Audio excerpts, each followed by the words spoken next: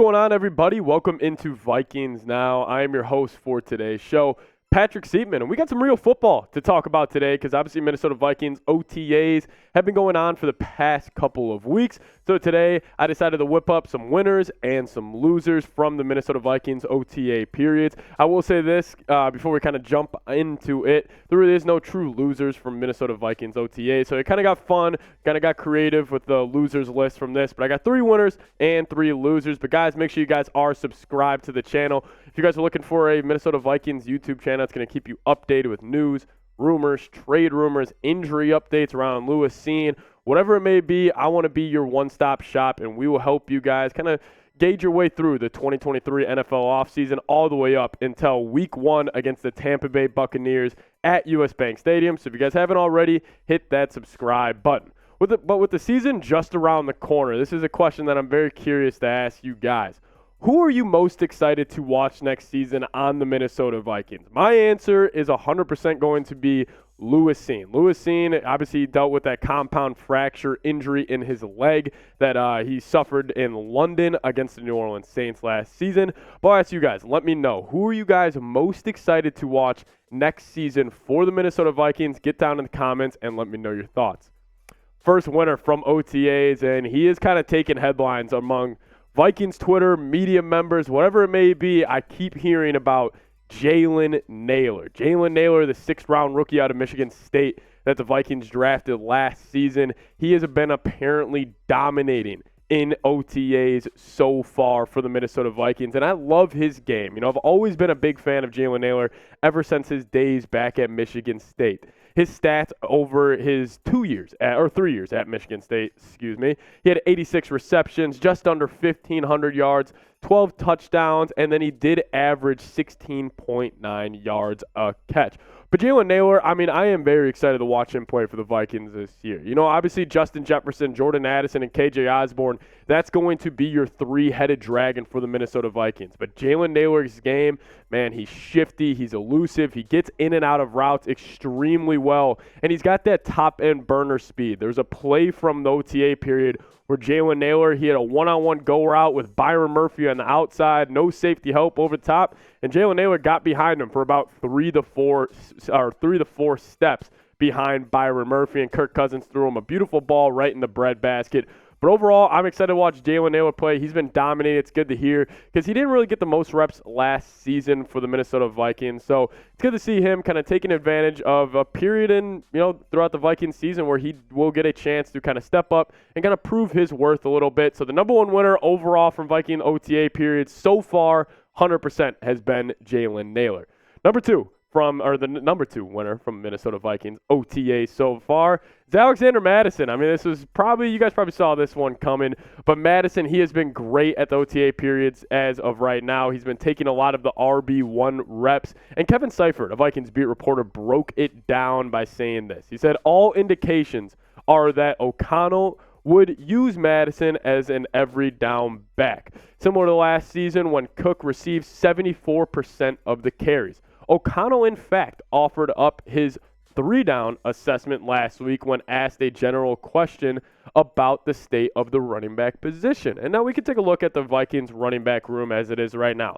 Obviously, the uncertainty around Dalvin Cook, those trade rumors are still swirling. Whether the Vikings will trade him, cut him, will he be on the Vikings next season? We still do not have an answer to that. But guys like Alexander Mattison, Kene Wangu, Ty Chandler, Dwayne McBride, our 7th rounder that we took out of UAB in this past year's draft, I think the Vikings running back room, I think they have enough kind of engines in that kind of doghouse to kind of keep this going, and they'll be able to absorb a Dalvin Cook exit. And Alexander Mattison possibly being a 3-down back, I would like it to be more of a running back by committee, but I will definitely support whatever Kevin O'Connell decides at that running back spot. I would just be curious to see if Dalvin Cook will be on the roster next season.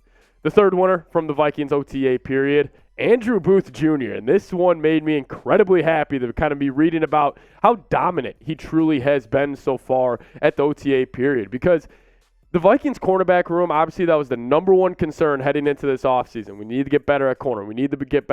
And we really only addressed it with Byron Murphy and Mekhi Blackmon, the fourth rounder out of USC. So seeing a guy like Andrew Booth Jr. step up, it could be huge for the Minnesota Vikings. But this is what actually Vikings wide receiver KJ Osborne had to say about Andrew Booth Jr. He was kind of hyping up his teammate here in this quote. He said he's out there trying to work at his craft. He's been working all offseason to get back out here. He's bigger, he's stronger, he's faster. I talked to him. I can tell. He's excited to get out here. I'm excited to work and get better and just compete. Of course, we want to stay off the ground, but if you happen to go down, we will bite it. I love that mindset from KJ Osborne and Andrew Booth Jr. And honestly, this would be absolutely huge for the Minnesota Vikings because like I was saying, the number one concern, the number one position of need for the Vikings heading into this offseason was that cornerback position. And they addressed it kind of in the offseason so far throughout the free agency and the draft. But if they could get Andrew Booth Jr. to kind of take that next step, with maybe a Caleb Evans riding with him, I think it could be huge for the Vikings defense to just improve this Vikings team as a whole because we know this Vikings offense in year 2 with Kevin O'Connell, they are going to be able to put up some points. But if Andrew Booth Jr. or Caleb Evans could kind of step up as that CB2, CB3 next to Byron Murphy and maybe get a Mekhi Blackmon that steps up as well, I think it would be absolutely massive for the Minnesota Vikings. So good news, big time news that Andrew Booth Jr. is apparently looking great. He's looking fast. He's looking mean so far at Vikings OTAs. But guys, get down in the comments and show Andrew Booth Jr. some love. Type his jersey number, type 23 in the comments section. I want this to be spammed throughout the chat. I love Andrew Booth. He plays with that swagger, that kind of tenacity you want in a secondary player in the modern day NFL. So show him some love. Type 23 in the comments. But a player that Andrew Booth Jr. is going to have to be guarding all throughout this season, it's going to be Jordan Addison. And we got his jerseys on sale right now. All you need to do is go to chatsports.com/Vikings jersey. Right now, it does say it's number 1. But obviously, Jordan Addison will be wearing number 3 during the NFL season, and your jersey will also come with the number 3 on it as well. So if you guys want to get a Jordan Addison jersey, just go to chatsports.com/Vikings jersey. So now we got 3 losers to kind of hop into here. And the first one, this is a fun one that I cooked up. I decided to go loser number 1 is Vikings fans with PTSD, mainly referring to the defense of last season. If you guys remember, I kind of set the stage a little bit. The amount of times that the Vikings had defensive linemen dropping back in the coverage, whether it's guarding running backs, tight ends, wide receivers, whatever it is, the Vikings, there was a clip that kind of went viral, and it was Marcus Davenport right here taking on Kene Nwangwu on a wheel route. And all I have to say is just his Ed Donatel back. Like, I thought this was going to be the Brian Flores defense where we're getting up, we're playing nasty, we're playing man-to-man. We got our defensive line, we got our edge rushers getting out after the quarterback. But this clip kind of went viral on Vikings Twitter, and it was Marcus Davenport trying to keep up with Kene Nwangwu on a wheel route. And I will say, credit to Marcus Davenport. He actually got the pass breakup on this play. He actually stayed foot for foot with Kene Nwangwu up, down the sidelines. I don't know how he did it, but he did. So shout out to Marcus Davenport. But I will say, I hope this is the last time we see Marcus Davenport drop in the coverage. Keep your edge rushers. Keep them getting after the quarterback. No need to get them back in the coverage because, again, we got PTSD from last season. Loser number 2, Las Vegas. So the NFC North odds, they've been kind of floated out there, and we kind of got to finalize the list from FanDuel Sportsbook here. The Vikings are plus 270 right now to win the NFC North, and honestly, I just think the Vikings are once again being disrespected by the NFL media, Vegas, whoever it may be. They were disrespected all last year. But again, this is a team that won 13 games last year with legitimately the worst defense in the league. And it's like, what have the Lions done at all to earn the right to be sort of a heavy favorite in this division? I mean, plus 145, and then the Minnesota Vikings are plus 270. Obviously, Green Bay Packers and Chicago Bears close it out there with the 2 lowest odds to win the division. But I don't know. I just feel like Vegas could be a loser here because I'm going to be putting my money down on the Minnesota Vikings to win this division and win. I think the over-under is at 9.5 games. I'll be taking my money on the over as well. But if you guys also think the Vikings will win the NFC North again this season, spam SKOL in the comments section. I want it looking like US Bank Stadium on game day. The Vikings, they just continue to get disrespected. But if you guys think they're going to win it again, spam SKOL down in the comments. Loser number 3, NFL defenses. I've been just kind of honestly, just kind of going through my own thoughts here and just thinking about where I think the Vikings are going to take the biggest leap this year. And I honestly do expect this Vikings defense to take a huge step in year 2. But I also expect this Vikings offense to take another huge step under Kevin O'Connell. Obviously, we did bring in Jordan Addison this past year.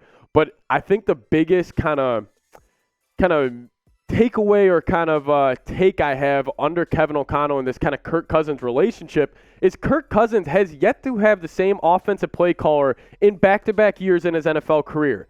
This is the first time he is going to do it. So I do think the Vikings offense, they're around top 10 in every statistical category in this past season. I just think they're going to take another step up with more familiarity, just kind of take that year 2 leap for the Minnesota Vikings, and I'm super excited to see what KOC, Kevin O'Connell, has cooking up for the Vikings in year 2, because obviously we brought in Josh Oliver, a more blocking tight end, so I do think the Vikings are going to be able to run the ball a little bit better, and I do just think the offense overall will get better. But, I mean, the Vikings' weapons here, I just think they probably have some of the best weapons in the NFC, if not the entire NFL. You got Justin Jefferson, who's the best wide receiver in football.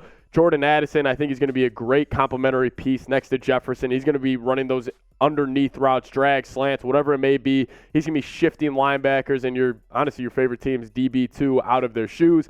KJ Osborne, I think one of the better wide receiver 3s in the league. We were just talking about Jalen Nailor. I think he could be a really good wide receiver 4 when the Vikings do go to those 4-by-1 sets. Then honestly, I think you got a top 5 tight end in TJ Hockenson. Then you got the best run blocking tight end in Josh Oliver. Then you got 2 solid backs in Dalvin Cook and Alexander Mattison. I put a maybe next to Dalvin Cook there because obviously we just still have no idea. But then again, you still got Ty Chandler, Kene Nwangwu, you got more backup running backs. Overall, the Vikings' weapons, and then you also combine that with the left tackle and the right tackle and Christian Darrisaw, Brian O'Neill.